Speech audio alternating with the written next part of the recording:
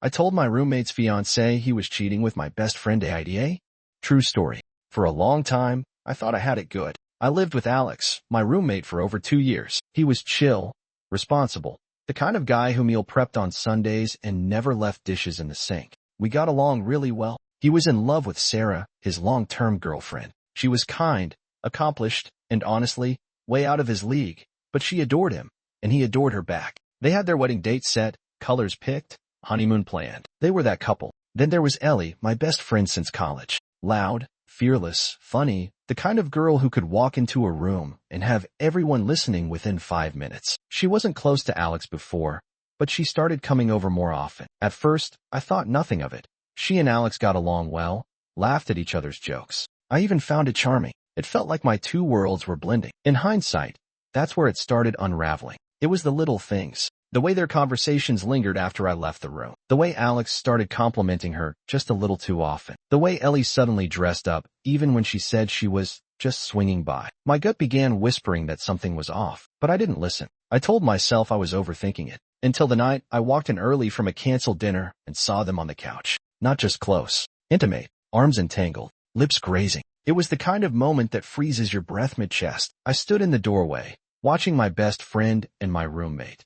The man who had just chosen his wedding tuxedo, wrapped in a betrayal so raw I could hardly process it. They didn't even notice me at first. They noticed me, and in that split second, everything changed. Ellie leaped up, her face flushed, not with shame, but with panic. "It's not what it looks like," she stammered. Alex didn't even try to deny it. He just sat there, mouth slightly open, like he couldn't believe they'd been caught. He didn't say sorry. He didn't even move. I left. I needed air, clarity, anything that didn't smell like betrayal. The days that followed were a blur. No apologies, no explanations, just silence. Our apartment, the place that used to feel like home, turned into a prison made of awkward glances and unspoken truths. Ellie texted once, saying we needed to talk, but I ignored it. What was there to say? That she slept with my roommate who was engaged to someone, and yet I said nothing. I didn't tell Sarah. Not yet. I wrestled with it for weeks. I told myself, it's not my relationship. It's not my place. It's none of my business. But that lie weighed on me every time I saw Sarah drop by to leave something for Alex, flowers, lunch, a note saying can't wait to marry you, red heart. Every time she smiled, it crushed me. I wish I could say things got better after I told Sarah. They didn't. They exploded. It was 2 days after the cafe meeting when Alex stormed into our apartment. His face was a mix of rage and betrayal, not because he felt guilty, but because I had ruined his life. His words, not mine. "How could you tell her?" He spat, slamming the door behind him. "That wasn't your place."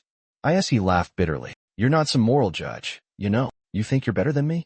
"No," I replied, "but I'd rather lose all my friends than keep pretending this didn't happen." That was the end of that conversation. He moved out the next day. But Ellie, her silence was worse than any yelling Alex could have done. She didn't call, didn't text, not even to ask why. It wasn't until a week later that she finally reached out. We met in the park, neutral ground, like some sort of emotional war negotiation. She looked thinner, quieter than usual. No makeup, no spark. Just Ellie, raw and angry. "You betrayed me," she said softly. I blinked. "I betrayed you.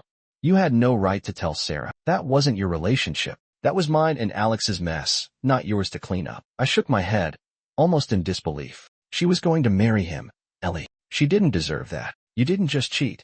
You let her walk into a lie with a smile on her face. Ellie looked down. "I didn't mean for it to happen. It just did." "I know," I replied, "but you had the chance to end it. And instead, you let it grow." She nodded slowly, tears finally spilling. "I've lost everything. So have I." We sat there, quiet. Two broken people, with the ruins of friendship between us. And we both knew it was the last time we'd speak.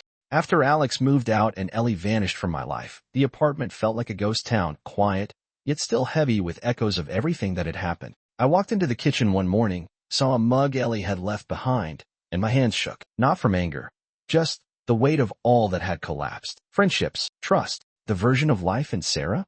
She was gone too. She quit her job, packed up, and left the city. I never heard from her again, and I didn't expect to. I wasn't her savior. I was just the person who lit the match. And in doing so, I burned down a future she didn't know was built on lies. But deep down, I still believe she deserved to choose a life based on truth, not fiction. Even if that truth came from me. People ask me all the time, "Do you regret it? Would you do it again? Was it really your business?" Sometimes, I lie awake wondering the same thing. But here's what I've learned. When you know something that can change someone's life, you carry a choice to stay silent and protect the people you love, or to speak the truth and risk losing everything. I chose the truth. It didn't give me peace, but it gave Sarah a chance to walk away with her dignity intact. Was I the A****? Maybe, but I'd rather be the villain in someone's story than the coward who watched a friend step into a marriage built on betrayal. After the fallout, I spent weeks in solitude. No Ellie, no Alex, no Sarah, just me and silence. But silence, as I learned, is fertile ground. It forces you to listen, not to others, but to yourself. I started journaling every night. At first, it was just anger and grief, but slowly, the words shifted. I began asking myself questions I had avoided. Why did I feel responsible for keeping peace at the expense of truth? Why did I value others' comfort over my own clarity?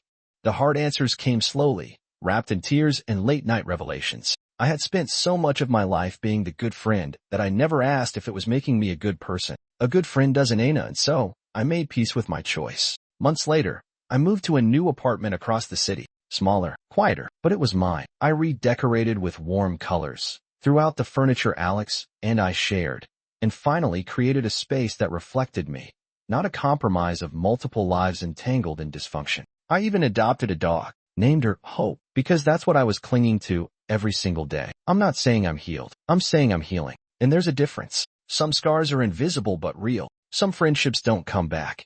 And maybe they're not supposed to. Some truths hurt, but they also set us free. Sometimes I lie awake at night wondering if I made the right choice. Would things have been better if I kept the secret?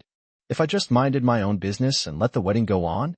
But then I remember Sarah's face, the trembling hands, the cracked voice when she said, "Thank you." I think I already knew something was wrong, but no one would tell me the truth. That moment told me everything I needed to know. Because when we withhold the truth to keep things peaceful, we are only protecting the lie, not the people, not the future. I lost my best friend. I lost my roommate. I lost the comfort of what was familiar. But I found something else: integrity, courage, a self I could live with when no one else was watching. So, if you're watching this and you're facing a similar situation, if you're sitting on a secret that's eating you alive, ask yourself this: who are you protecting?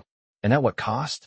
Truth can ruin a moment, but lies can ruin a lifetime. I wasn't trying to be a hero. I was just trying to be honest. And maybe, in a world that's gotten used to looking the other way, honesty is a kind of bravery too. Thanks for listening to my story. If you've ever been caught between loyalty and truth, share your experience in the comments. Let's heal together.